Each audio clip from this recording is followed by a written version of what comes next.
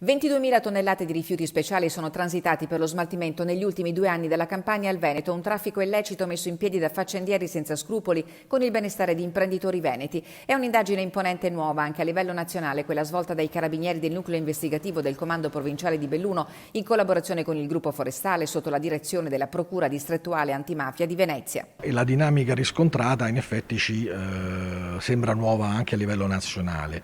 Abbiamo un passaggio di rifiuti dal sud verso il nord, probabilmente dovuto alla forte attenzione che c'è stata nelle regioni del meridione verso questo fenomeno. 12 le ordinanze di custodia cautelare eseguite dalle prime ore di stamani, delle quali una nel Bellunese, una nel Padovano, 3 nel Vicentino e una nel Trevigiano. Tutti a vario titolo sono ritenuti responsabili di associazione per delinquere finalizzata al traffico illecito di rifiuti e false fatturazioni. Altre 10 persone sono indagate perché responsabili di condotte analoghe, ma ritenute meno gravi. Abbiamo messo alla luce un network dello smaltimento dei rifiuti con personaggi ben definiti, soprattutto nel mondo imprenditoriale e manageriale di questo settore e di settori affini come può essere quello della lavorazione delle plastiche. Plastic Connection, così è stata chiamata l'operazione, nasce a fine maggio 2019 dopo l'ennesima indagine sullo smaltimento dei rifiuti in discariche abusive che coinvolse la SAP di Fonzaso. Ci siamo accorti che presso alcune aziende del Veneto venivano accumulate una quantità di rifiuti abnorme rispetto alle deleghe che avevano per poter depositare questi rifiuti. Abbiamo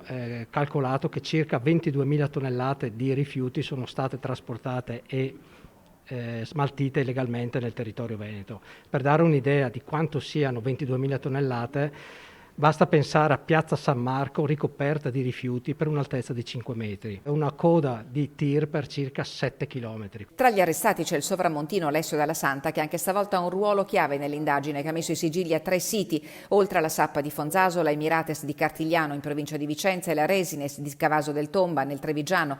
Nel mirino dell'arma anche siti produttivi a Tezze, Piazzola, sul Brenta e Rosà, fra Vicenza e Padova. Sequestrati conti correnti, quote societarie e 1,5 milioni di patrimonio per la successiva confisca.